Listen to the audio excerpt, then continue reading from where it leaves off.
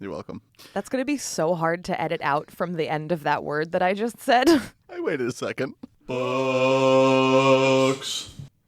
Books. Books.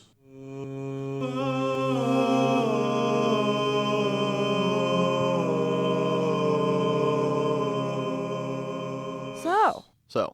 The Metamorphosis. Indeed. Wow. Wow. Wow. So now that you've got the sort of sum total of the story itself, what do you think? Overwhelmingly bleak, but that kind of makes sense given his background and what we know about Kafka now. There's a lot of conflicting themes and sort of symbologies that should probably mean something but maybe don't, and some things that don't mean anything that maybe should. But I'm excited for your analysis because I need to be told what to think because I'm a little baby. I will say, like, highly symbolic, borderline, I would say, allegorical literature from different cultural periods can be really hard because there are all kinds of little assumptions woven into any story, you know, cultural assumptions of like what you know to be true and things that you know to be standard, right? Like if you were writing an allegory today and you put a character in it who had made his money in Silicon Valley and dressed a certain way and used certain words, like you, the reader, would fill in all kinds of stuff, right? You know exactly who that character is. Yeah, you don't have to think about it, right? Like, just because it's top of mind. Like, the Glass Onion doesn't have to do too much work to be like, yeah, we know who this man is, right? Yeah. It's easy enough that everyone was like, is this an Elon Musk allegory? Is this about Elon Musk? And then they had to be like, well, it was kind of really meant to be like the Facebook guy, but whatever, close enough. Yeah. I think there's a fair amount of that in there. There's some context that's lost because we're not filling in the details of the characters. Yeah, and because we're not living in 1915 Prague. Yeah. And 1915 Prague was a complicated place. It was the way I understand it, and I want to be very clear that I am not like a historian of Prague, so forgive me for the fact that this is going to be broad strokes, but the way I understand it, Prague 1915 was a dual-languaged place. So you had German speakers and Czech speakers, and everyone more or less had to speak both. Like it would be difficult to get through your day-to-day life without speaking Czech, but you also, the way I understand it, the upper classes spoke a lot of German. And then Kafka himself was Jewish, and there was like a large and pretty insular Jewish community. And so there's all these different layers of social interaction and competing identities that Kafka would have grown up having to navigate. Was he trilingual? Did he speak Hebrew? Did people speak Hebrew then? It's interesting because he came back to it later in life, but his father moved the family to Prague from the countryside and was very preoccupied with sort of assimilating into middle-class Prague society. And so they were Jewish, but they were like, go to the synagogue a couple times a year Jewish. And Kafka had a bar mitzvah, but describes it as being pretty perfunctory and not having even a hugely strong grasp of some of what he was doing when he was doing his recitation. A perfunctory bar mitzvah. But So, tell me about what becoming a bug could represent. Yeah, I mean, I think it's really interesting because it feels like it could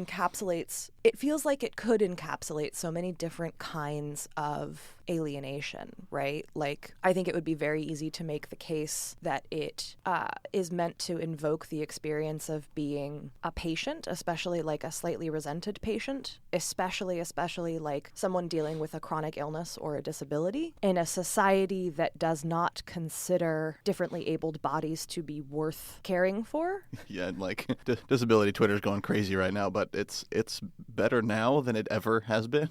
It's not good. I'm not saying it's good, but oh my God, it was so much worse. Yeah, well, and we touched on this very briefly in the synopsis, but Kafka had TB, tuberculosis, and found out when he was, I believe, in his 20s. And the sort of pop cultural perception, well, I don't know how much of a pop cultural perception there is of Kafka himself, but for a long time, the sort of idea of Kafka was this frail invalid. But especially when he was younger, he was very active. Like, he liked to hike and swim, and there was all right, German speakers don't hate me. There was a German movement called the Wandervogel movement, the Wandervogel. Love it. Which unfortunately was actually one of the sort of early precursors of the Übermensch philosophies that wound up dovetailing into Nazism. But early Hitler Youth, let's go. But this is much, this is way before that. Than the broad idea was just trying to get kids to go enjoy nature. So he was a very active kid. He was an active young man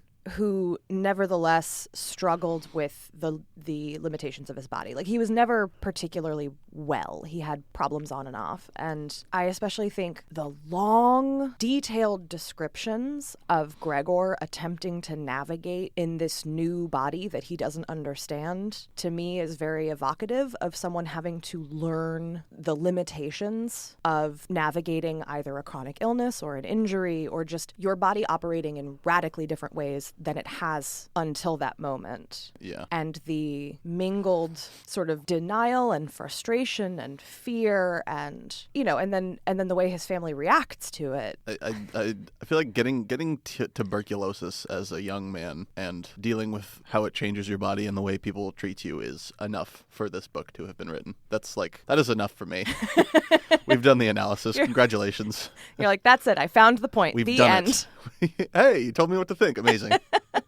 I am baby and I need little baby thoughts. Well, he died when he was 40. Shouldn't have done that. He did not have a long life. He was in and out of sanatoriums for a long time. Were sanatoriums hospitals or a catch-all for anyone who was different? I believe sanatoriums were specific to TB, but let me look that up. I think broadly, an establishment that provides therapy combined with a regimen for treatment or rehabilitation. I think they were mostly for TB, or at least TB was one of the reasons that they sort of sprang into existence. But I believe you might have also wound up in a sanatorium for kind of any long-term chronic condition. I'm getting from Wikipedia, they were specialized hospitals for the treatment of specific diseases, for example, tuberculosis, alcoholism, and my favorites, hysteria, masturbation, fatigue, and emotional exhaustion. I mean, after the week I've had, I would like to be sent to a masturbation sanatorium, please. And specifically, it says they were always in the countryside. So yes, I would love to go hang out in a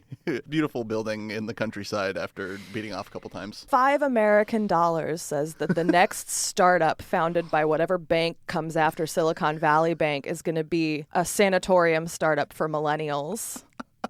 Go hang out in the mountains of Colorado and stop beating off. I mean, that is eerily close to like some Proud Boys Yeah. Or like a Mormon conclave. I know that they were not great places for most of the people in them, but it does sound, quite frankly, kind of relaxing. Yes, not to like downplay how terrible this kind of a place probably was for anyone who was sick. What a fun tangent. The past was a horror story, and I don't want to go back there. Hooray. Being a return guy for sanatoriums. God. Okay, let's get back on track. Okay. Also, second bet, $5 American says that Mormon TikTok stars bring back the rest cure. Someone out there is laughing hysterically at that. It's lost on me, but for whoever gets that joke, I'm so happy for you. I made a joke just for myself. I'm right. gonna have to bring you back to do the yellow wallpaper. Oh, I'd be happy to. I don't know what that is either. I'm just gonna bring you. Read more books for me. I'm gonna have you come in and do all of the weird old-timey illness books. How about that? Delightful. Carry on. Yeah. So experiencing sickness in 1915, absolutely enough reason to have written this book. No, I mean, I think the Metamorphosis is an excellent sort of parable for many different kinds of alienation that set you apart from not just your family, but from society at large. How much of becoming a bug standing in for other types of being othered is just a product of people being treated kind of the same way, no matter what's wrong with them. You see what I'm saying? It's less of this is a broad metaphor and more this is how everyone treats people with a sickness, a mental disability, I don't know, fill in the blank. It definitely is a very handy sort of catch-all for anything that physically others you. But I'm also thinking specifically about, and not to, I don't mean to too literally rely on this idea that the author's biography can always be projected into everything they have have written, because fiction is fiction for a reason. Mm. But Kafka was the firstborn son of his family and was devoted primarily to writing and was iffily successful, if successful at all. No traveling salesman, certainly.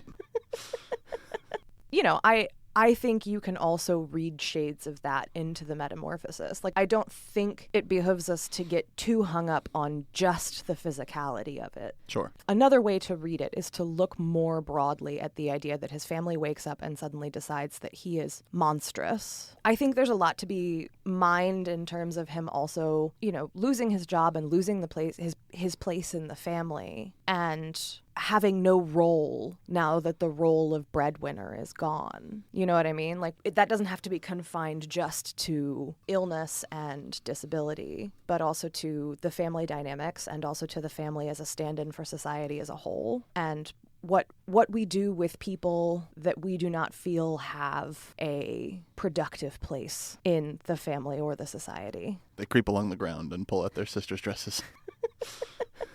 That's what we do with them. I don't know. This whole thing feels autobiographical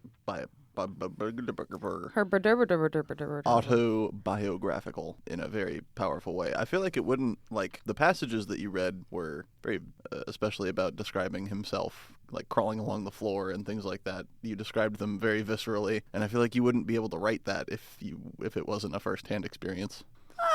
I think certainly Kafka especially, I think, is an author who spent a lot of time working through his life on the page. He was an extremely prolific, not just writer, but diarist and correspondent. He spent a lot of time trying to understand himself and trying to understand the world at large through... Big mistake. Through words and writing.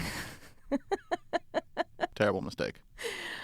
And so, yeah, I mean, I think Kafka especially really invites autobiographical readings, but the reason I am hedging is that it is very easy to broad brush attach that to all works of fiction. Sure. I think the Metamorphosis specifically is probably very autobiographical. He has other works that are broader in scope, that are less intimate, including The Trial. It's been so long since I took a critical theory class. I don't know how to read things anymore in the sense of an autobiographical reading, a queer theory reading of Franz Kafka's The Metamorphosis. Oh, do not worry. That's not where I'm trying to get us to go. Delightful. I'm more trying to just, like, help us understand it on at least a couple of levels, you know, instead of just being like, and it was a parable for him and that was that and goodbye.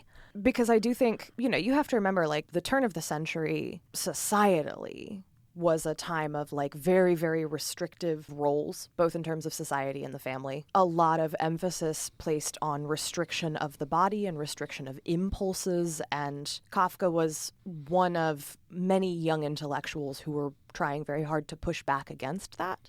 I think there's also a certain amount of freedom from restriction, right? Like, by becoming monstrous, by being set apart, Gregor is released from a lot of things too. Even as his world gets smaller, he is effectively released from his job and from the role he had occupied in the family and from the restrictions. All of the expectations of a man in 1915. Yeah, and I mean, there's a brief period where, like, he's really vibing on just, like, hanging from the ceiling.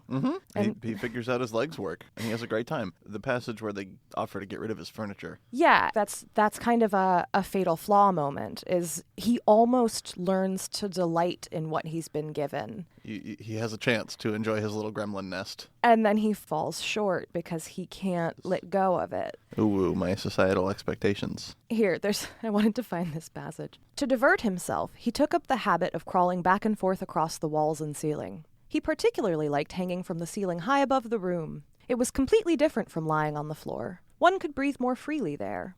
A gentle swaying motion rocked the body. And in the almost happy absent-mindedness Gregor experienced, it might happen, to his own astonishment, that he would let go and crash to the floor. But of course, he had his body far better under control than before, and even as great a fall as this did him no harm. It's interesting, kind of, as a stand-in for becoming a sick person, describing a further control of your own body. Yeah, no, I mean 100%. But I also think that there is this very interesting sort of subtle idea of like, there are upsides to being othered. I mean, Gregor is getting a literal change of perspective, right? Yeah, he hangs out on the ceiling. Like that is something that no human gets to do. Mm-hmm. And I do think, not to sound too insufferably English majory, but I do think that there's a not small amount of symbolism in being literally on the ceiling. He's getting a top-down view. I like that. There are two more really thematically important things I think we should touch on. And the first one is Daddy. Freud, get in here.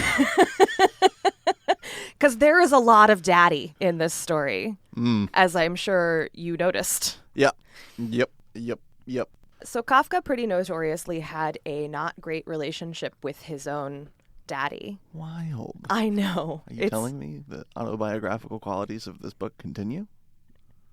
You're so proud of yourself. Yeah. Anytime I'm so smug right now. You're just going to be like, look, I was right. I was right. Every once in a while, I pick up on something, and boy, do I stick to it. Who has a degree in English now? There is a fairly widely read letter that Kafka wrote and never sent to his own father. I've never heard about this in my life, and I don't think anybody I know has ever heard about this in their lives. Of course not. I should say sort of literarily. Everyone knows. Everyone knows about Kafka's daddy letter. God, tell me about his daddy letter. So he wrote this long letter that was kind of meant to address his and his father's relationship. And in a way, he was hoping would fix it, or at least get them to a point where they could kind of see each other as individuals. But he never sent it, in part because his mother and his sister were both like, no. Maybe don't do this so he doesn't throw an apple in your back and it sits there and festers for the rest of your life. Franz, no, the apple. Franz, he has the apfels. What are the contents of the letter? It's basically, and this is one of those, with Kafka, I go back and forth on whether I think he was a misunderstood sweetie or a little bit of a self-indulgent sad boy. And I think the correct answer is yes. Mm-hmm. Because whomst among us is not maybe both of those things? We've all dated a dude in ripped black jeans and Vans with a little beanie with hollow sunken eyes and a tragic middle-class backstory. Oh, yeah. And I mean, that's a little bit Kafka. But also he was an extremely talented writer. Yeah. And also possibly asexual. Anyway. We'll get into that later. No, we won't. I do think his sexuality is interesting, especially insofar as it influenced the way that he presented marriages and women in his work. And I'm not going to dive too deeply into it, but I did think it was very, very funny. The biographer I was reading to just try and get a nice overview of Kafka's life. Oh, he looks like... So I was just Googling. I literally Googled Kafka sexuality, and I got this article in the Gay and Lesbian Review Worldwide magazine. How straight could Kafka have been?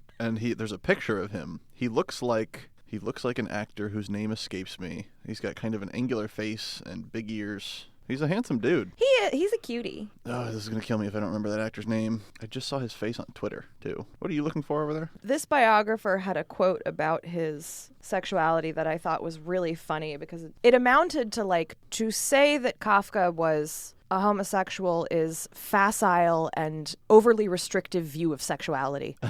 And it was very much that he had us in the first half, not gonna lie meme, because I got to facile and was like, really? And then I was like, oh, and an oversimplification of gender identity. Yeah, okay, yeah.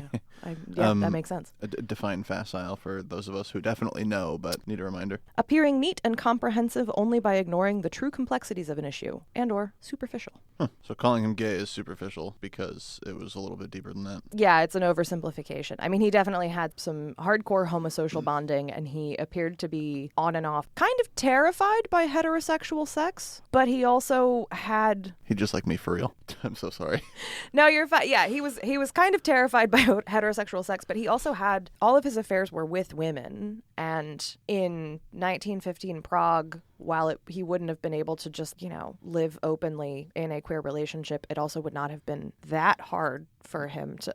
Affair meaning like a dalliance, not cheating on your spouse. Yes, an affair meaning a dalliance. Just to put that out there. He never married. He was engaged a couple of times, and then he cohabitated with 2 different women at different points in his life. And they were roommates. It's only roommates when they're lesbians. Listen, I hinted, okay?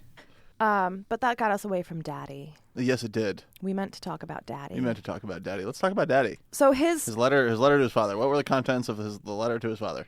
I mean, it's essentially, it's very Freudian. I believe specifically and overtly invokes Freud at different points. I'm better than you, Dad. No, it's a... Challenge you to single combat? It is a somewhat wounded recounting of what sounds like a fairly emotionally abusive and neglectful childhood. Mm-hmm. And so primarily he's trying to explain to his father how his father has made him feel over the years and all the ways in which his father has made him feel inadequate and sort of unloved. And his father, by all accounts, was one of those men who ruled his home like a petty tyrant. Mm-hmm. That being said, Kafka, obviously the letter to his father is a highly emotional document that is coming from one very specific perspective. There are certainly ways in which it probably overstates the issue. Cancel culture was out of control in 1915. His own father. Who's next? No, I mean, everyone pretty much agrees that his father, it probably was a pretty rough way to grow up under his father's thumb, especially as he was a very sensitive, literary young man. And, he was the firstborn son, and so the expectations would have been pretty high, and he would have fallen short of them almost immediately. It's tough being a little sweetie sad boy under an emotionally abusive man. We sound like we're joking, but that is, yeah, it is. Oh, yeah, no, that was perfectly genuine. I think he had a rough go of it. And his father, I think, was also the kind of man who was just constantly and utterly perplexed by his own son. I don't know. I kind of get the impression that even if or when he did mean well, he probably whiffed it even then because he just couldn't wrap his head around it. There's 2 routes you can go as a father who does not understand your children. And one is, well, son, I don't get this whole thing, but I love you. I'll support you how I can. I'm doing my best. And then there's, I fear and do not understand you, and therefore your existence is a pain to me. It's the Hank Hill and the Sigmund Freud. Yeah, that's right. There That's are 2 exactly models right. of daddy. Choose your path. Choose your fighter. Inside of you, there are 2 confused paternal figures. There are 2 daddies. Inside of you, there are 2 confused daddies. Oh, my God. And so the very, very strongly Freudian subtext of the Metamorphosis, where his father becomes more powerful and more virile as Gregor descends further and further into, God, I don't even know what word I want to use there. Goblin mode. Yeah. As Gregor descends further and further into goblin mode, his father becomes more and more of the virile family patriarch again, which was a role that he had handed off to Gregor before the beginning of the story. And I think specifically and somewhat importantly, a role he had handed off to Gregor after his own business went bankrupt, right? It's established that the reason Gregor is working so hard is to pay off his father's debts. Yikes. And he is simultaneously robbed and relieved of this burden, which puts his father sort of back at the helm of the family. I have nothing to add to this analysis. I'm enraptured, honestly. I'm just enjoying listening to this. Please tell me more.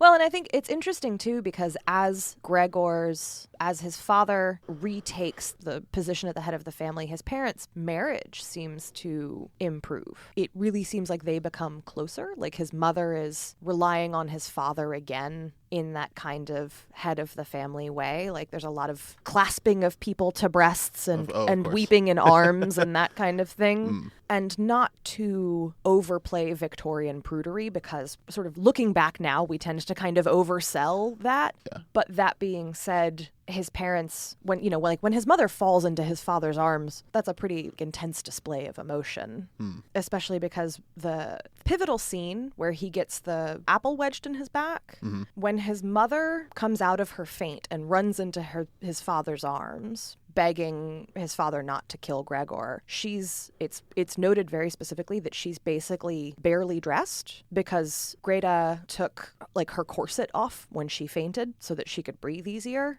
So like there's stuff happening there, right? Like Sure. you don't have to be Freud to kind of see some of what's being teased out in this scene, especially with the throwing of the apples and original sin and Christianity and knowledge and all of those fiddly little parallels and there's like associations. There's like a 4-page book report on just that one scene.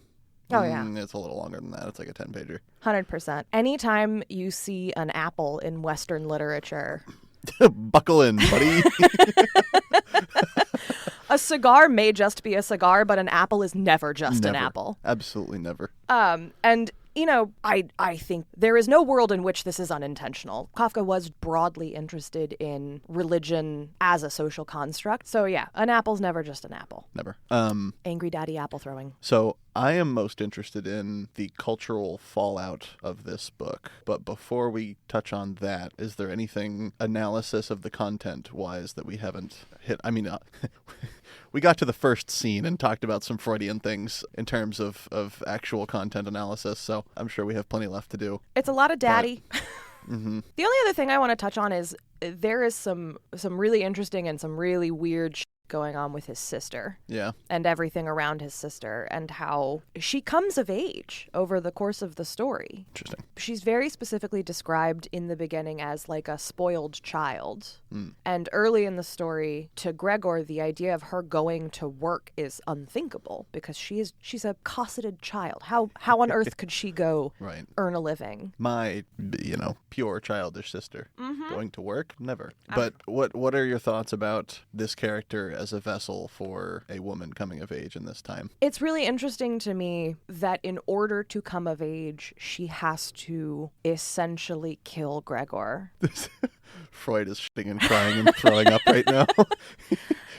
He's like, wait, he's supposed to do that to his dad. What, the sister? Like, what? I mean, because it really is her rejection that kills him. Her rejection is what cleanly severs him from the family, right? She's been the one taking care of him. She's been the one that he could at least convince himself still saw him as her brother. It's so brutal. Not only is this not my brother anymore, if it were, he would get the fuck out. Oh my God. It's painful. But that seems to make her a woman, right? Like, remember where we closed the story. The very last paragraph of the story is her parents deciding that she's ready to find a husband. They get off the train or whatever and most importantly, literally the very last line of the story. And when they arrived at their destination, it seemed to them almost a confirmation of their new dreams and good intentions when their daughter swiftly sprang to her feet and stretched her young body. Ugh. Ugh. But, I mean, especially going back to the reading of, like, disability and chronic illness and otherness, her healthy, young, regularly abled, marriageable, young body is the image we close the story on. The future belongs to Greta. Yeah. Yeah, this world is made for attractive, healthy people. Yeah, well, and I don't want to go too far into it, but I do find it interesting that the world of the Metamorphosis is apparently being inherited specifically by an attractive young woman. Yes, queen. Slay your brother. Yeah, I gotta say, actually, like, there are faint shades of this that felt like almost a little incel-y to me. Oh, okay. You know what I mean? I see it. Yeah. Like, very, very faintly. And I want to be clear, I do not think that Kafka hated women, but there are, like, shades and interpretations of this that feel a little bit like, no bless you for Giacomo, no. Yeah. I mean, no familial love for Gregor. All the familial love goes to Greta. Yeah. Oh my gosh, yeah, for sure. And the whole thing where he, like, wants to keep her, like, locked away in his room is very, maybe not, like, incestuously incel-y, but it's like approaching that level of what you doing there, bud?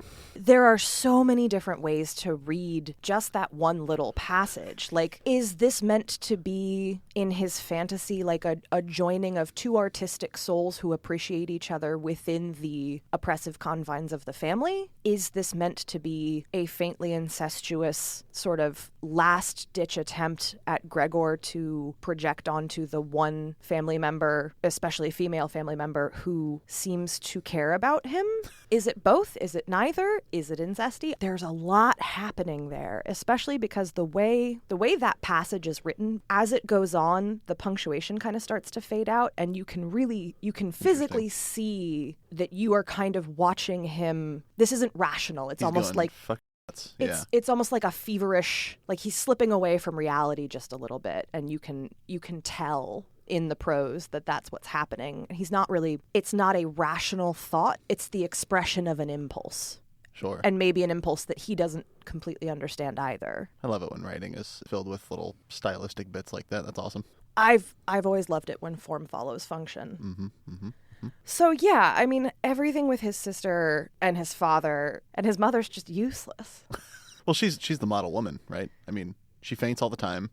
She's described as scantily clad. And every time something bad happens, she heaves herself onto her husband. Well, she's only scantily clad the one time. Yeah, sure. She's a model of propriety the rest of the time. Just because it's not in the text doesn't mean it doesn't exist. William says, in my new headcanon. Yes, and that's what matters. Only Gregor's mother is dressed like an old-timey That's correct. Yeah, just bosoms for days. Mm-hmm, mm-hmm. If you ain't touching your chin. But yeah, I mean, she's broadly presented as... What's wrong with me? That was a terrible joke. I'm sorry.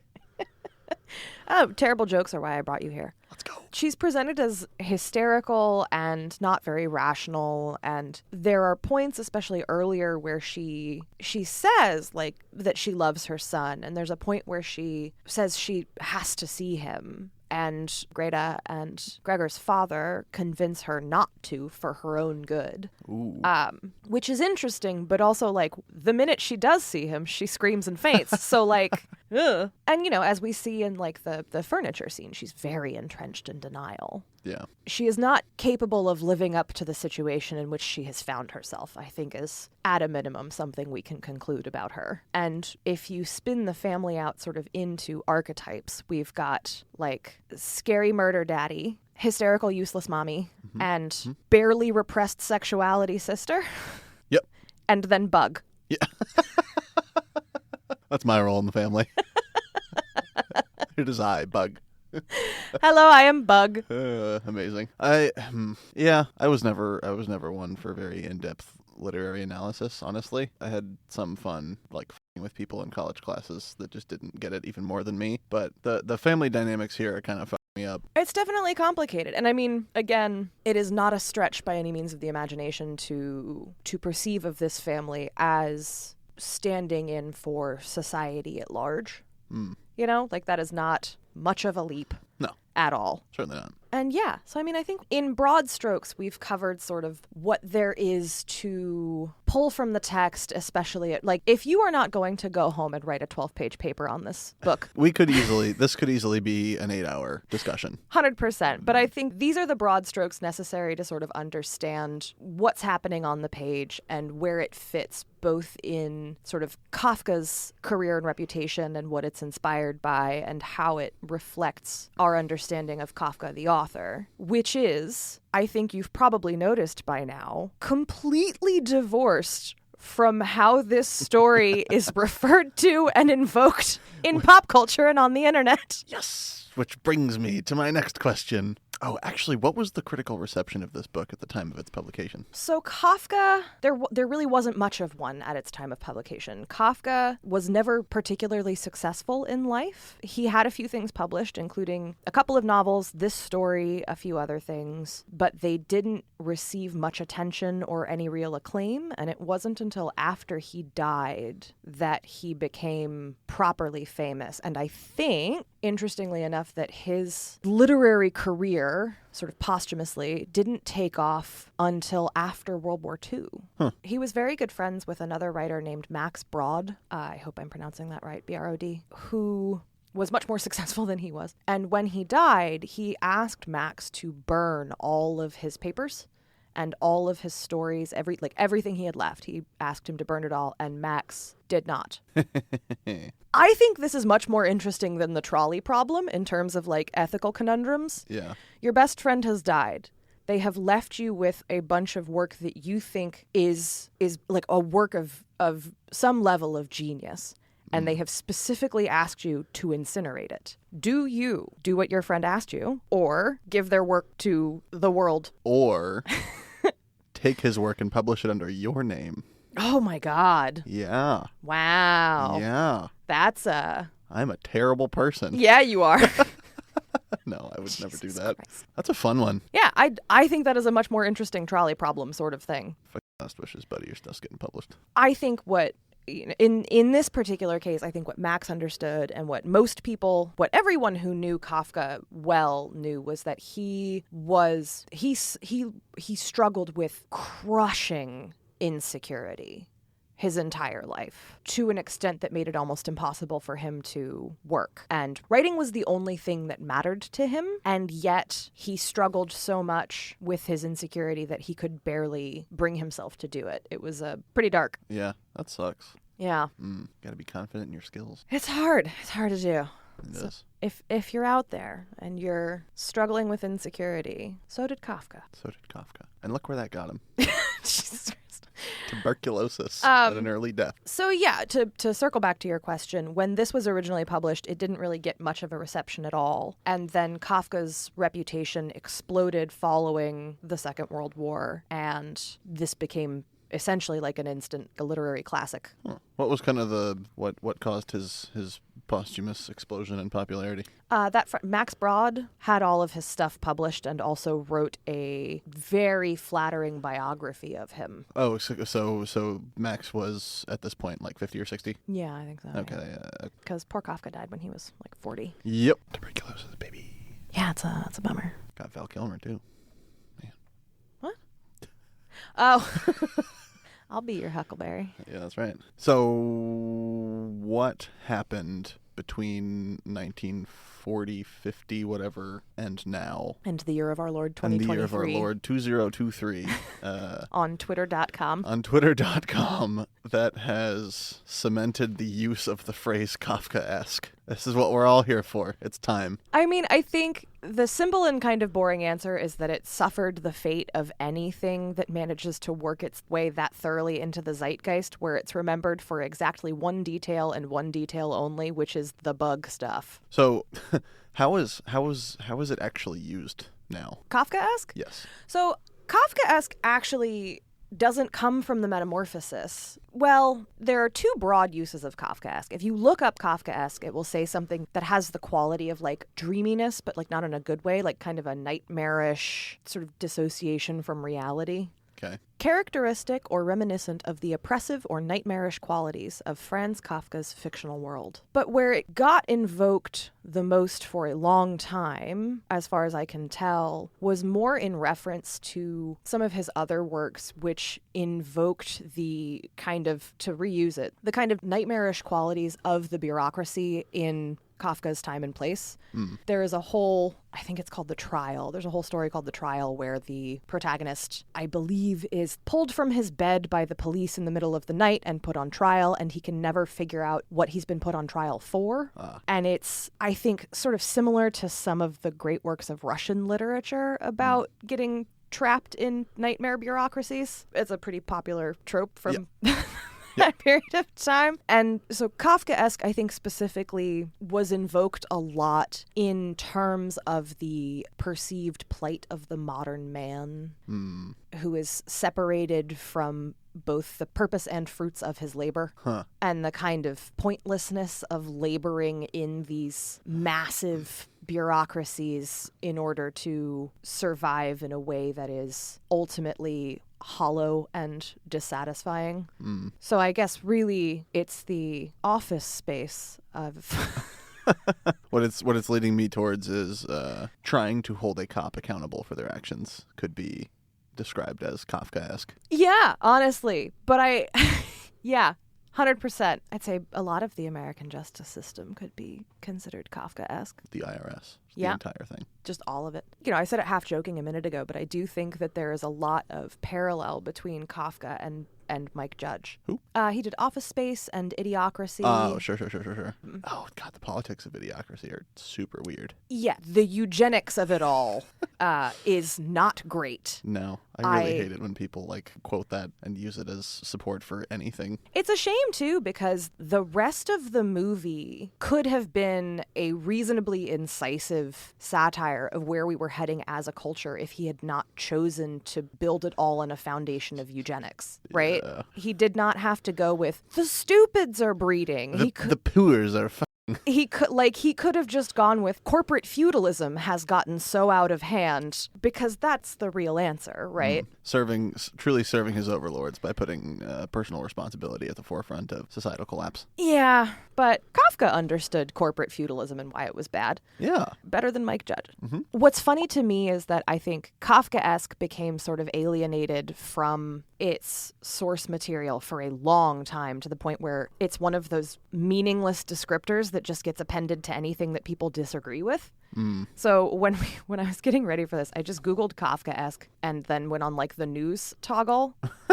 And we've got the Washington Examiner. Oh, delightful. Our Kafkaesque culture and its many victims. Reuters, column, Ticketmaster customers attack Kafkaesque mass arbitration rules. Well, I think that one's used correctly. Ticketmaster's a horrible bureaucracy. Idaho Mountain Express, the community library gets Kafkaesque. And I mean, it feels a little bit like it doesn't really mean anything anymore. I mean, I agree. I'm sure dealing with Ticketmaster is probably Kafkaesque. But I also don't think that people necessarily know 100% what they're... Like, I don't think that they are like, yes. They're assigning the qualities that should bring to this reference. Like, this is horrifying to a Victorian middle-class man. In Prague. So is eating a single Cool Ranch Dorito, but you don't see people saying that's Kafkaesque. So one of the things I love, though, is that I think the constant Twitter invocation of the Metamorphosis specifically does actually feel like a really appropriate and accurate legacy for the story itself. Yeah, the tweeters long for Bug. It's true. The children crave the mines, and the tweeters long for Bug.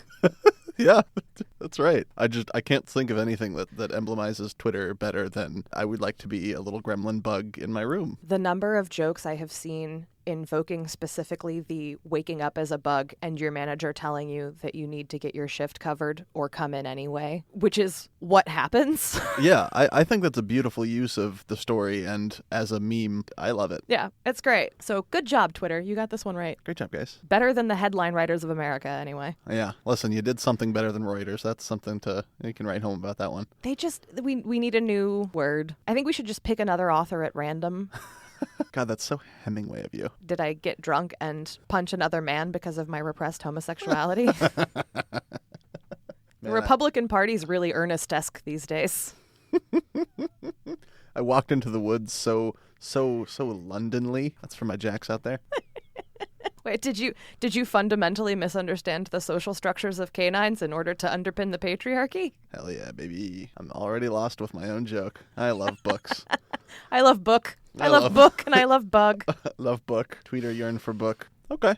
Yeah, so how do you feel about Gregor and Franz and everything that we've learned here today? Sad. Yeah. Deeply sad. Fair enough. By God, is it fucking sad to become Bug and have your family dissolve before you and ultimately be betrayed by the one person who you think cares about you. Yay! God. And I will say, for those of you out there, if you are looking for something that kind of invokes that sort of nightmarishness and dissociation from reality, but is contemporary, I was reminded reading this of Samantha Schweblin's short story collection Mouthful of Birds, which is translated from, I think she's Argentinian, I think you gave me that one, and I read some of them. Yeah, it was translated from Spanish, and it is an incredibly beautiful book, but I felt like it had a lot of these kind of same, it's Mouthful of Birds is definitely like landing pretty firmly in magical realism, which Kafka is not really toying with, although he is definitely like somewhere on the tipping point between realism and expressionism.